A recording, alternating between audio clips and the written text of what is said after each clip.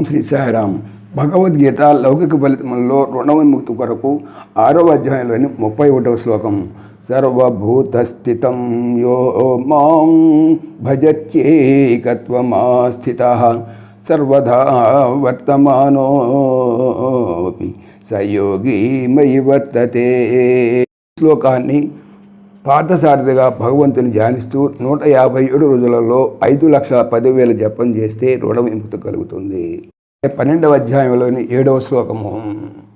తేషామహం సముద్ధర్త మృత్యు సంసార సాగరాత్ భవామి నచిరాత్ పార్థమయ్యా వేసిత చేతసాం.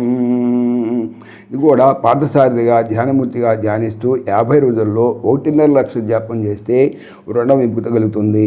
అలాగే సంపుట రీతిగా 100 సార్లు జపించినా కూడా ఫలితం కలుగుతుంది. జై సాయిరామ్.